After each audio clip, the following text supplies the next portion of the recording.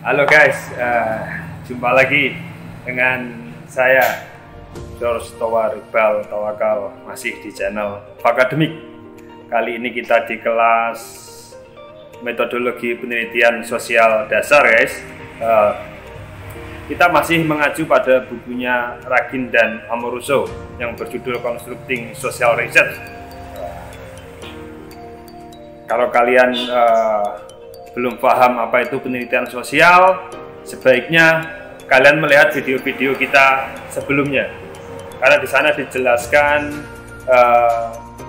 paling tidak sudah ada 2 video di sana yang saya rasa cukup untuk menjadi dasar untuk pembahasan kita kali ini.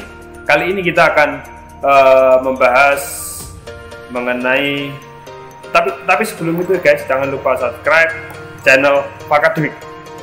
Fakademik,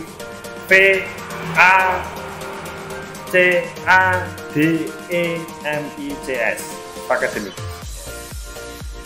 Keren ya namanya ya. Oke, ini kita outdoor ya, jadi di samping rumah kami. Suaranya mungkin agak bising ya, ganti suasana biar kalian juga tahu, paling tidak mendengarkan suara-suara yang ada di lingkungan rumah saya. Ada suara orang lewat, motor lewat, dan lain sebagainya. Tapi saya harap suara saya masih cukup jelas untuk menjelaskan ini. Oke, kali ini kita akan membahas mengenai proses penelitian sosial. Proses penelitian sosial. Kalau berbicara proses, pasti kalian akan menganggap bagaimana urut-urutannya, tahapan-tahapan apa yang harus dilalui dalam penelitian sosial. Tapi tidak seperti itu juga guys yang akan kita bahas kali ini. Nanti kalian akan paham apa yang saya maksud atau yang dimaksud dalam bukunya Ragin dan Amoruso ini terkait pembahasan dengan judul Process of Social Research. Oke.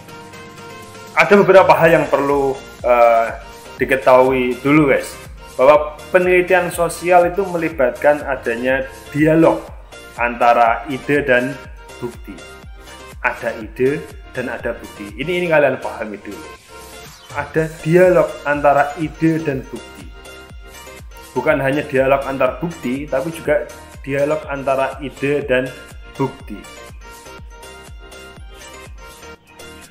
Ide itu sesuatu yang abstrak, bukti itu sesuatu yang jelas, kelihatan guys. Untuk sementara itu dulu yang bisa untuk pemahaman awal saja. Nanti kita akan membahas lebih detail mengenai sama deh kopi nih. Panas, kita bikin kopi dulu guys, biar melek ini, ngantuk. Oke. Dah, kopi sudah siap nih. Oke, kita lanjut dulu. Tadi apa ya? Oh ya, dialog antara ide dan bukti. Kita akan membahas itu lebih detail. Ide ini digunakan untuk memahami bukti, guys. Bukti akan kita pahami seperti apa? Ini juga salah satu faktor yang menentukan adalah ide. Contoh ya, guys ya. Ada sebuah benda dari kayu berbentuk kotak. Kita akan melihatnya sebagai apa? Meja. Dari mana kamu tahu kalau itu meja? Ya, kalau ada yang bentuknya seperti itu, memang itu namanya meja lah. Itu namanya ide. Kamu punya ide yang digunakan untuk memahami bukti. Kotak kayunya itu kan bukti, ada evidence. Evidence. Dan dalam bukunya Ragin Amoruso itu namanya adalah evidence. Ya. Ide ya ide. Ya. Namun di sisi lain, bukti digunakan untuk memperluas, merevisi dan menguji ide. Dalam contoh tadi antara kayu kotak tadi, ada bukti bahwa itu ada kotak ada kayu yang disusun sedemikian rupa seperti kotak. Kemudian ada orang yang memahaminya sebagai meja. Nah, ini bisa saja direvisi guys. loh ini bukan meja ini, tetapi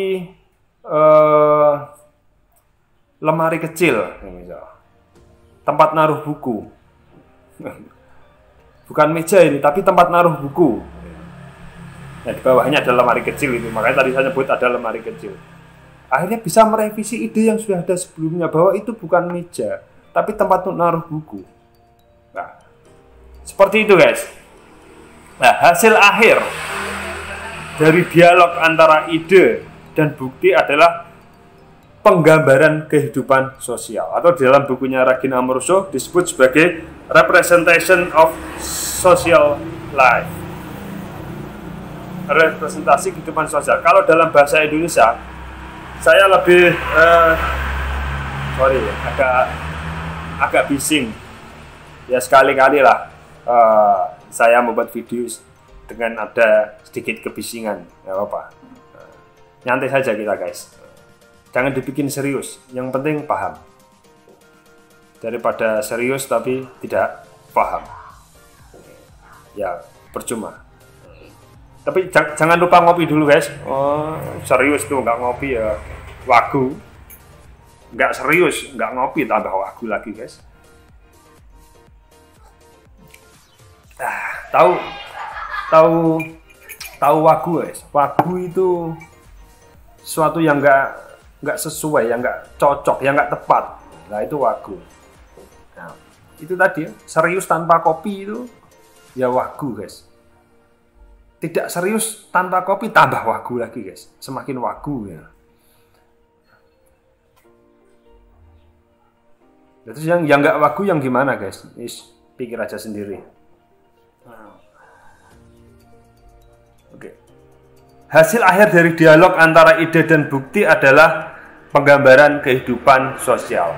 Saya lebih senang memadankan kata representation dengan penggambaran dalam konteks ini, karena nanti akan ada konsep yang namanya image, istilah image itu tidak tepat kalau diartikan dalam bahasa Indonesia sebagai gambar dalam konteks ini ya guys ya. Dalam konteks ini kurang tepat karena ada istilah representation sosial yang lebih tepat. Menurut saya ini lebih tepat untuk padanan katanya dalam bahasa Indonesia adalah penggambaran kehidupan sosial. Oke.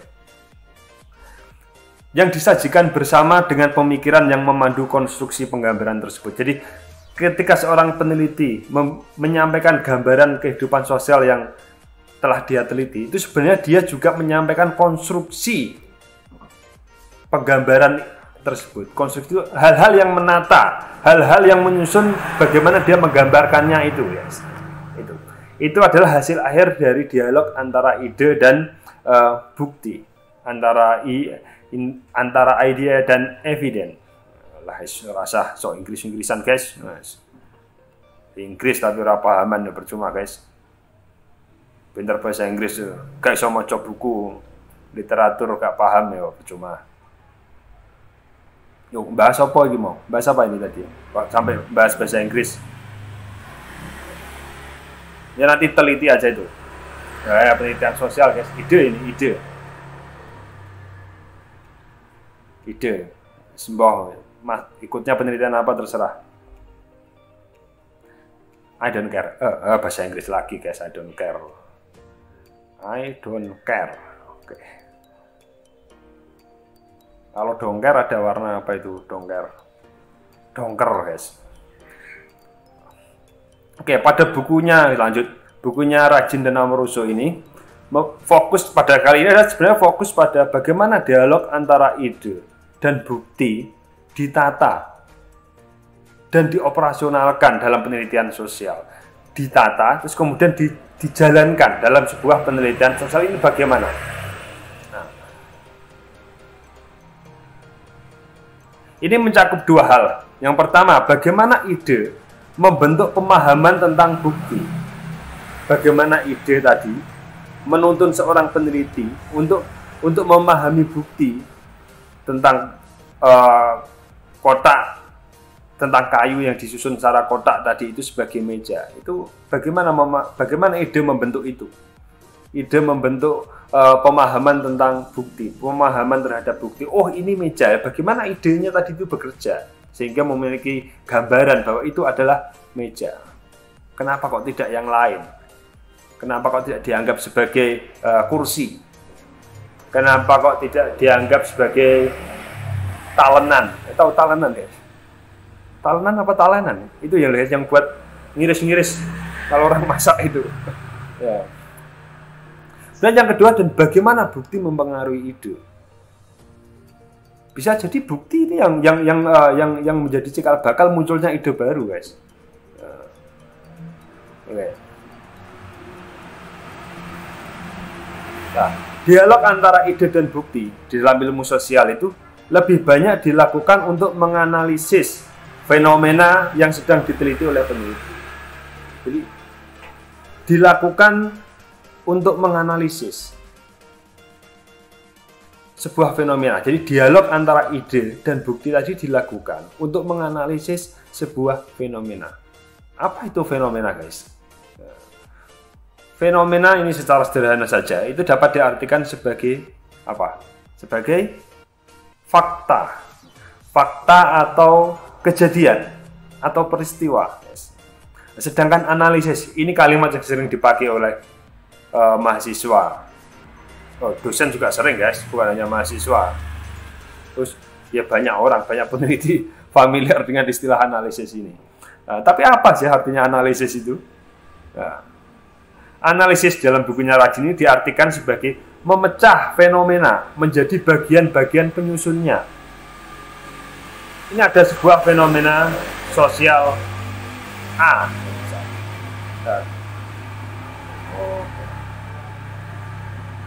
Banyak bising ya, guys. Nggak apa-apa. Tenang saja, saya nggak apa-apa.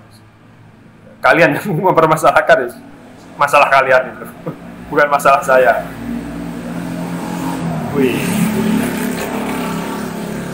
maklum, guys, di kampung itu banyak suara-suara yang itu sebenarnya sudah dari masa lalu. Suara-suara masa lalu itu sering banyak yang sedang muncul ini. Semisal motor pakai knalpot yang keras itu kan sebenarnya kan tren zaman tahun berapa itu? Tahun lama itu, zamannya Roma Irama masih muda itu loh, guys, waktu pakai motor itu. Tapi di desa ini baru muncul, guys. Gak tahu apa baru muncul apa dari dulu gak ada hilangnya, gitu, gak tahu. Tapi itu sebenarnya ya, nah ini fenomena, guys. Silakan kalau mau diteliti, nah, silakan. Nanti saya kasih dana, guys. Ya dana-dana, kayak lagu Arab itu ya dana-dana. Analisis berarti memecah fenomena menjadi bagian-bagian penyusunnya. Apa saja sih yang menyusun sebuah fenomena hingga kemudian fenomena terbentuk seperti itu. Dan melihat bentuk keterkaitan antar bagian tersebut. Terus antar bagian-bagian tersebut bagaimana polanya, keterhubungannya itu bagaimana, guys. Nah, itu yang dimaksud dengan analisis, memecah sebuah peristiwa kemudian dipecah elemen-elemen atau bagian-bagian penyusunnya, kemudian dilihat keterhubungan antar elemen-elemen itu. Misal ini, kita mau menganalisis pemekaran suara. Maka apa yang tentu kita lakukan? Jadi mencari bagian-bagian penyusunnya, semisal jejaringnya bagaimana, perilaku para maklar suara bagaimana, sumber dayanya bagaimana, dan lain-lain, guys. Itu artinya kita melihat elemen-elemen, kayak bahasanya wong pinter-pinter itu, guys, elemen. Kayak wong teknisi listrik ya, elemen. Ya, semua bahasa-bahasa, tapi guys, buat aja itu sederhana, bagian-bagian. Enak, guys, gampang dipahami. Gak ilmiah ya gak apa-apa, gak ilmiah. Yang penting paham.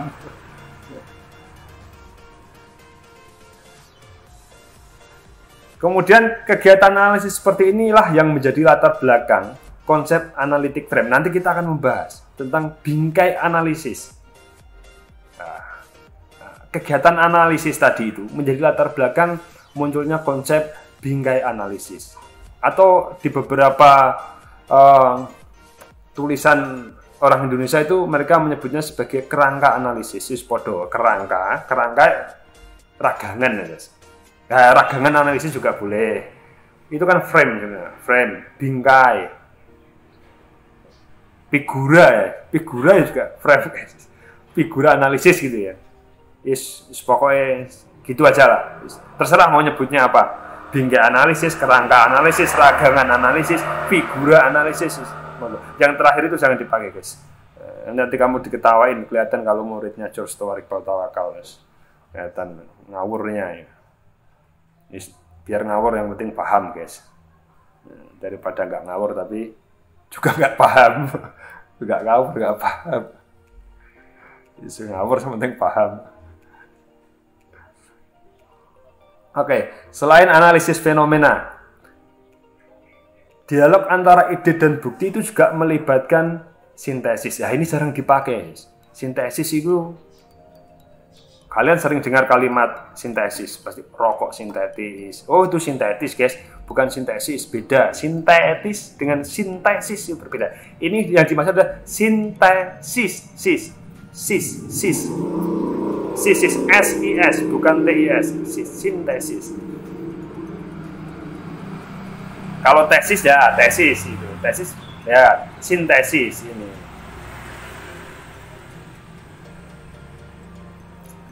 Apa itu sintesis? Sintesis adalah menyatukan bagian-bagian tadi itu yang didapat dari analisis tadi itu. Menyatukan bagian-bagian tersebut untuk memahami tentang sesuatu, guys. Menyatukan bagian-bagian dari fenomena untuk memahami secara utuh fenomena itu. Ya. Kalau analisis adalah memecah, kalau sintesis itu menggabungkan. Analisis, sintesis. Oke.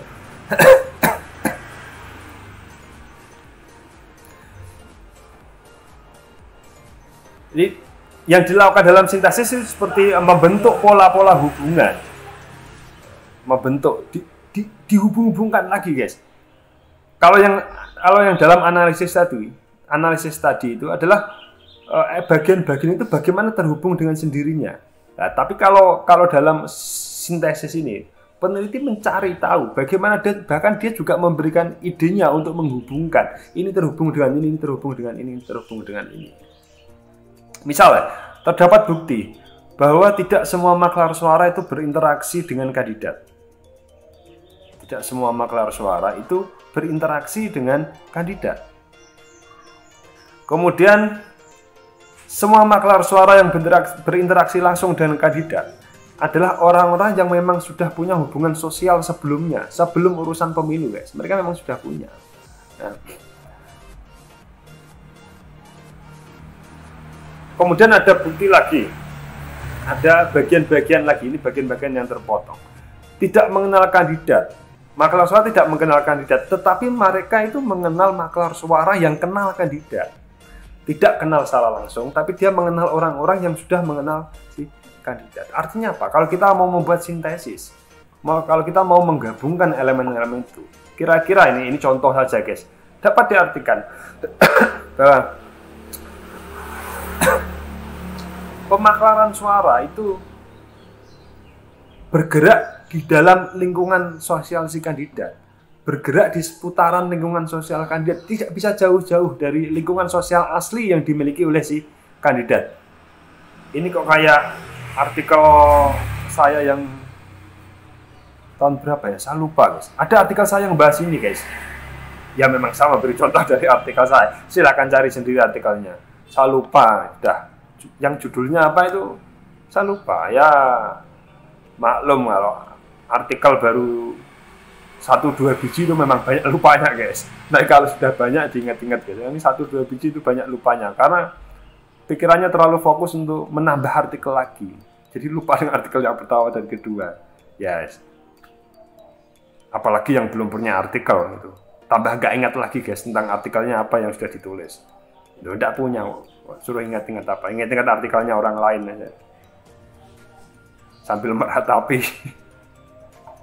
Oke, lanjut. Ngopi dulu, guys. Ngopi dulu. Yes.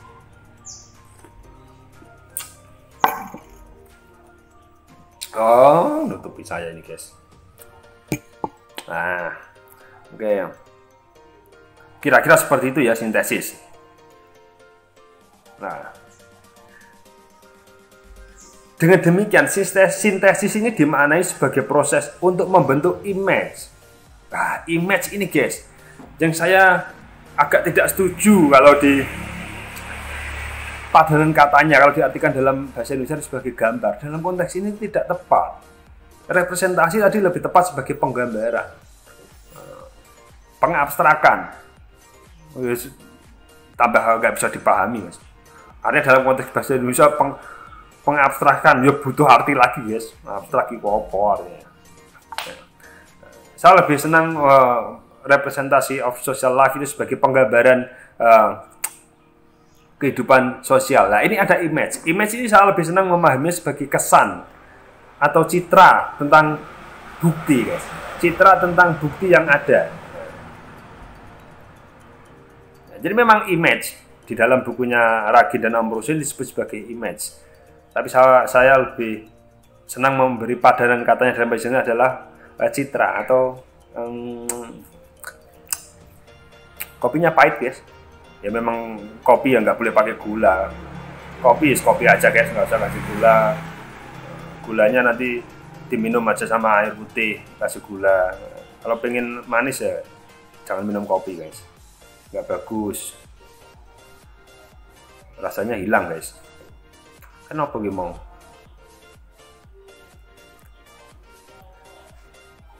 Ya, image itu dibentuk dari bukti-bukti.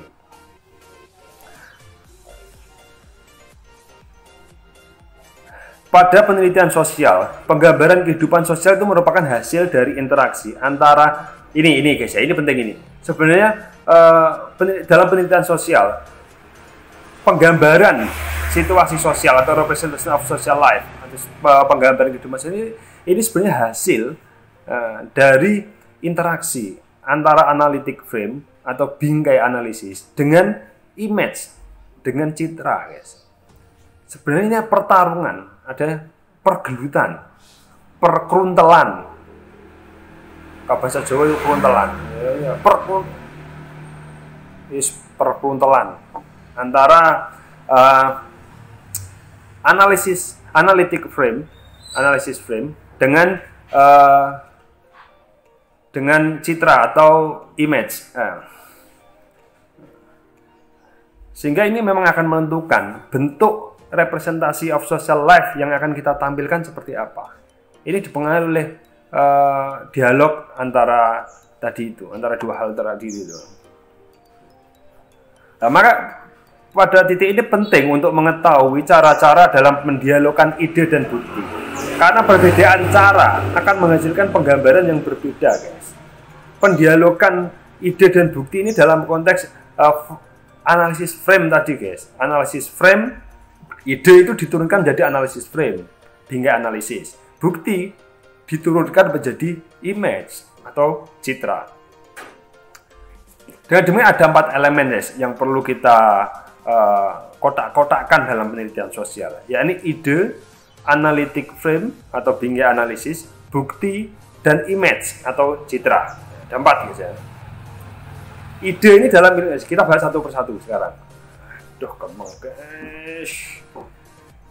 Kemang nih. Oke. Selonjor dulu, guys, selonjor.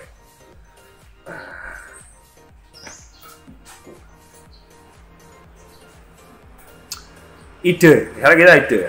Ide dalam ilmu sosial ini lebih sering diartikan sebagai teori sosial, guys. Ide itu teori, iya, guys. Di bukunya Ragin Ambrosius gitu. Ide itu yang dimaksud yang di sini adalah teori sosial. Nah, kok bisa? Kita panjang kalau mendiskusikan itu, guys. Kalian bisa baca langsung bukunya Ragin. Atau kalau ketemu tanya ke dia langsung. Itu kenapa kok bisa ide itu diartikan sebagai teori sosial?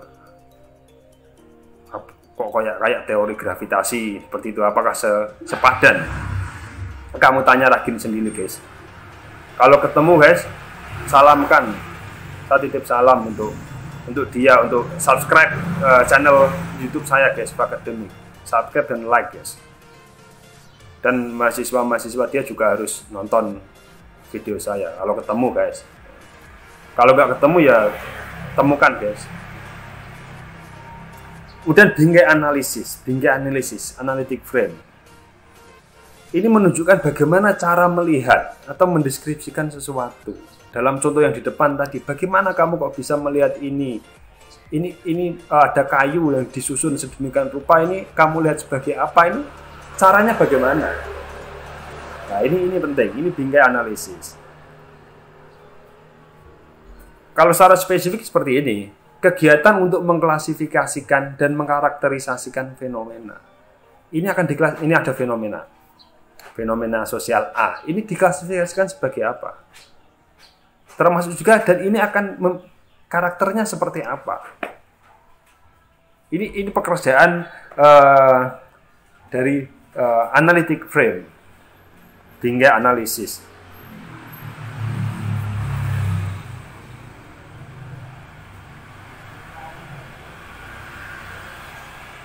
Nah, dengan memperdebatkan, menggunakan dan memformalkan bingkai analisis, maka si peneliti ini dapat menghubungkan pekerjaan mereka dengan peneliti lain. Lah, ini penting guys. Ini dari sini nih, pentingnya penelitian sosial. Bingkai analisis ini kita bisa mengadopsi dari teori orang. Itu artinya apa? Kita berinteraksi dengan ilmuwan lain. Kita akan berkontribusi terhadap ide tertentu, kan, teori tertentu. Ketika kita pergunakan sebagai bingkai analisis penelitian kita, itu otomatis akan mengkonfirmasi atau membantah, bahkan nanti bisa merevisi guys. Nah, menghubungkan pekerjaanmu dengan pekerjaan orang lain ini melalui analytic frame. Contoh dalam kasus meja tadi, kamu bisa membuat kesimpulan meja itu dari mana sebenarnya? Itu karena kamu sudah diberitahu oleh orang sebelumnya bahwa kalau seperti itu meja. Seharusnya kamu itu, kalau dalam bahasa penelitian sosial, ketika kamu menyatakan oh itu meja, kamu harus menyebutkan itu kata bapak saya, semisal yang mengajari kamu bahwa yang namanya itu adalah meja. Nah, dalam ilmu harus disebutkan guys, itu harus disampaikan. Oh, bahwa analytic frame ini saya dapat dari bapak saya, sehingga saya bisa menyimpulkan bahwa ini adalah meja.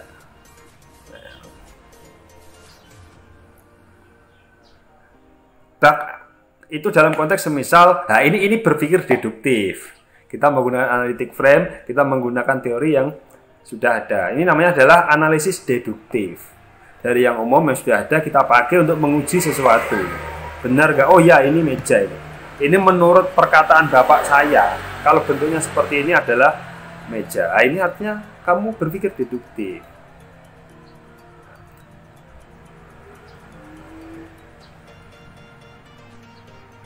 Atau bisa jadi analytic frame dalam rangka membantah ide orang lain. Loh, ini kata bapak saya itu, oh ini bukan kata bapak saya meja, tapi setelah saya amati ini bukan meja ini. Atau tidak selalu yang seperti ini itu namanya meja. Berani bantah ya, bantah bapakmu berarti ya? Tidak berani. Kalau dalam konteks penelitian ilmu sosial ya sah-sah saja kita merevisi teori guru kita, itu boleh. Merevisi teori bapak kita juga boleh. Sah-sah saja. Terus durhaka enggak ada, guys. Tidak. Guru yang baik itu adalah guru yang memiliki murid yang bisa menyalahkan dia, itu bisa menunjukkan bahwa dia itu salah. Yang benar itu seperti ini, Pak. Itu saya rasa menjadi hal yang baik dalam konteks pengembangan ilmu ya. Itu hal yang baik. Bukan hal yang tabu. Apa kalian kalau disalahkan sama orang terus sakit hati gitu guys? Wah ya, itu tandanya kamu dolane kurang adoh guys. Dolane sing adoh wis rasa mulih. Ya.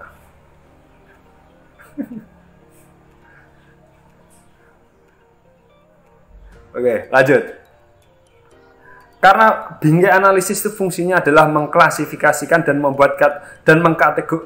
mengklasifikasikan dan mengkarakterisasikan sesuatu, guys. Maka dalam bingkai analisis ada dua jenis. Bingkai analisis yang berbasis kasus. Nah, ini misal, guys. Ketika menggunakan konsep untuk mengklasifikasikan fenomena yang mereka pelajari. Oh, ini termasuk meja. Ini termasuk jenis meja. Ketika kamu berbicara seperti ini namanya kamu sedang melakukan atau framing by case. Ini fenomena ini adalah fenomena, contoh ini ya, ada pendistribusian uang kepada pemilih di pemilu. Nah, kemudian kamu klasifikasi, oh ini sebagai salah satu jenis kegiatan transaksional dalam kehidupan sosial. Itu namanya adalah pengklasifikasian. Di sisi yang lain, menggunakan konsep untuk mengkarakteristikkan kasus-kasus, maka itu disebut sebagai framing by aspect. Jadi kita memiliki bingkai dari sisi atau bingkai melalui aspek. Nah, ini misal pendistribusian uang kepada pemilih tadi tidak dimaknai sebagai transaksional, kegiatan transaksional, tetapi lebih dikarakteristikan. Misal, oh ini kegiatannya adalah sebuah kegiatan yang melibatkan, nggak tahu mobil apa tadi itu, melibatkan maklar suara, ada dilema kandidat di sana, ada nominal besar atau nominal kecil uang. Nah, ini sebenarnya pecahan-pecahan elemen tadi. Itu namanya adalah mengkarakteristikkan, karakteristiknya seperti ini, seperti ini. Beda ya guys ya, bisa dipahami ya, saya rasa. Framing by aspect. Nah ini ya, ini loh. Suara dari masa lalu ya, menurut saya ini suara dari masa lalu yang masih hadir. Ini apakah ini ada perjalanan, ada orang yang sedang melakukan perjalanan antar waktu ya guys. Itu sudah kuno nih, setahu saya. Motor dikasih suara yang keras-keras itu udah zaman kuno sih menurutku. Ya mungkin dia orang dari masa lalu lewat lorong waktu ke sini, bentar lagi biar pulang ke masa lalunya dia, ke masanya dia, bukan ke alamnya guys. Itu nyumpai orang nggak boleh. Nah, bukti ini sudah jelas, bukti itu ya data, itu data penelitian guys. Ini nomor 3 tadi kan kita sudah menjelaskan tentang ide, kemudian analytic frame atau bingkai analisis, kemudian bukti adalah data dalam konteks ini, kemudian image ini citra. Saya lebih senang mengartikan sebagai cerita, saya ulangi lagi. Silahkan mengartikan sebagai gambar, tapi nanti akan tumpang tindih dengan kalimat representasi yang juga saya artikan sebagai gambar. Saya lebih senang itu saja yang gambar. Yang image ini citra. Image adalah memberi makna atas potongan-potongan bukti yang ditemukan di penelitian guys. Memberi makna, ini maknanya apa, ini maknanya apa, ini maknanya apa.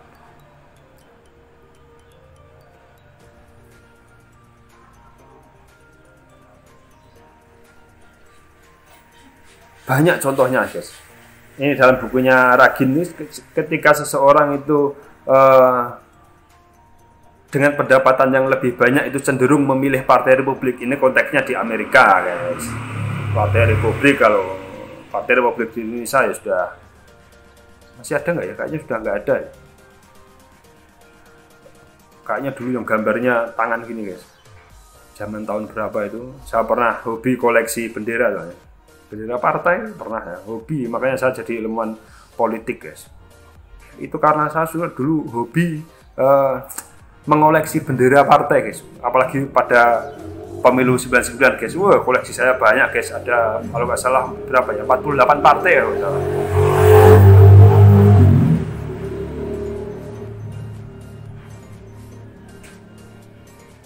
Mungkin kalau saya hobi ngumpulin burung ini ya, jadi ilmuwan peternakan mungkin guys.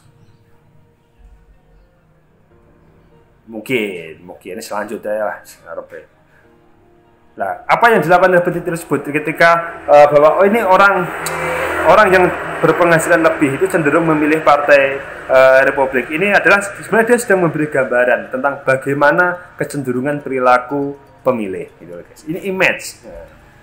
Ada 3 sifat image guys. Yang pertama adalah mengidealisasikan kenyataan. Ini diidekan. Ini ada ini. Oh berarti ini. itu kan diberi makna, diberi ide, dimaknai guys.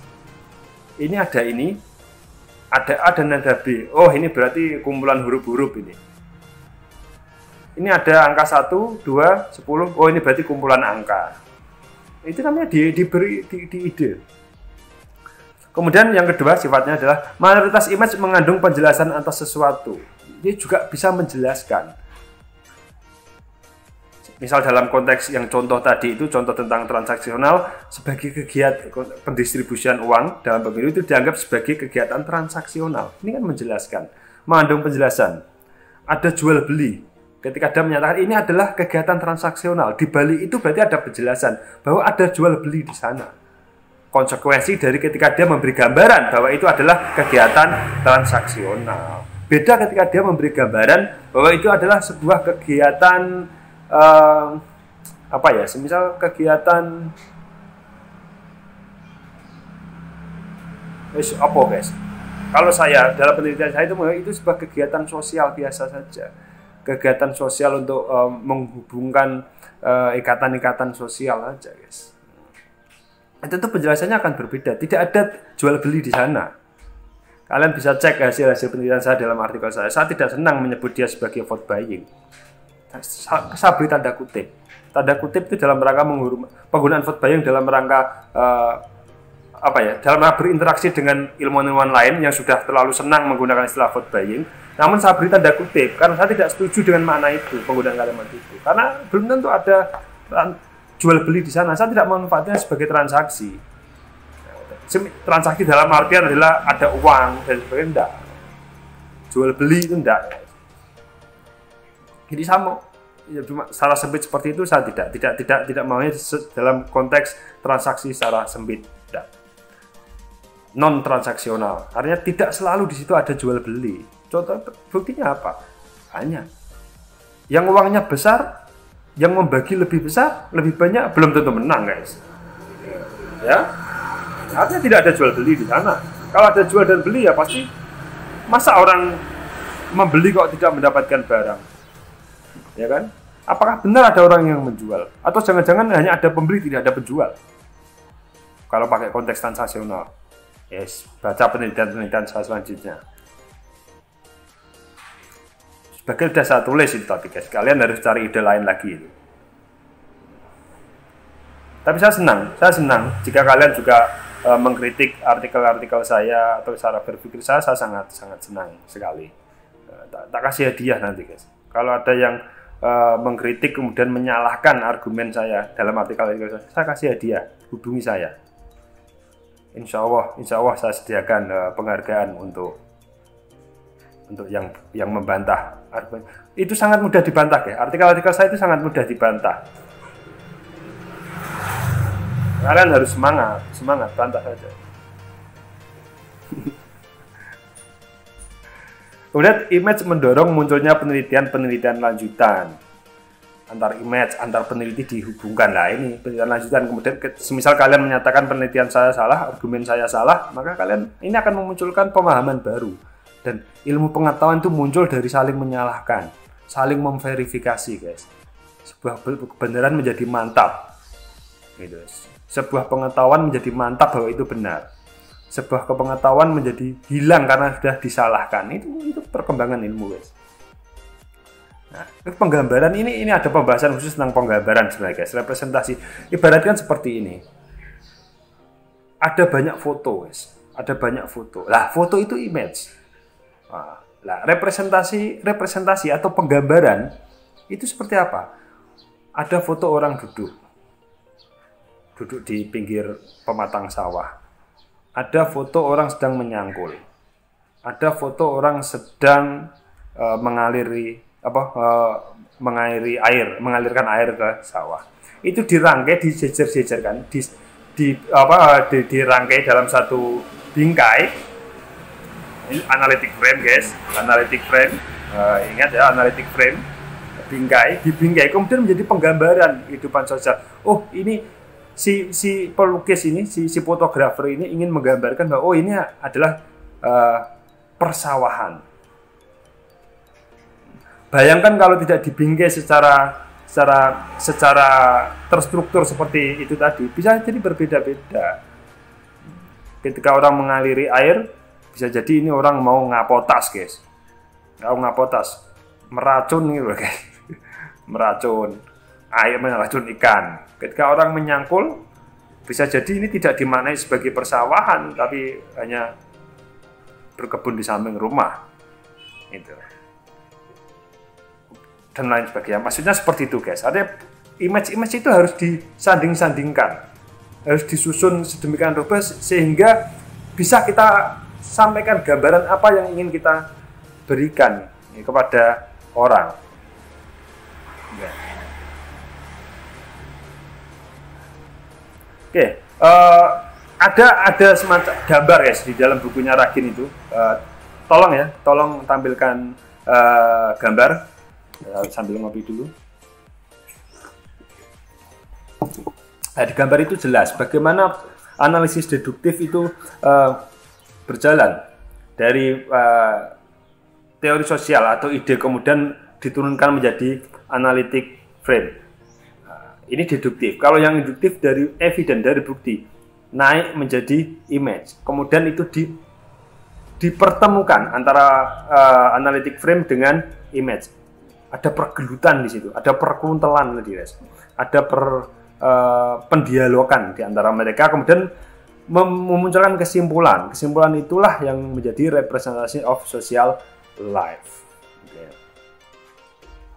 Bisa dipahami kira-kira dari gambar itu sudah cukup menarik.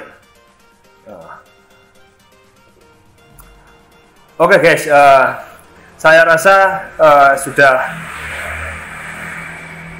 banyak hal yang sudah saya sampaikan sebagai hasil pemahaman saya terhadap bukunya Ragin dan Amoruso ini. Bisa saja keliru, guys. Tapi tolong ingatkan saya kalau saya keliru. Sampaikan ke saya yang benar yang seperti apa. Karena bisa saja saya salah dalam memahami buku ini. Karena bukunya ini penjelasannya sangat detail dengan bahasa Inggris yang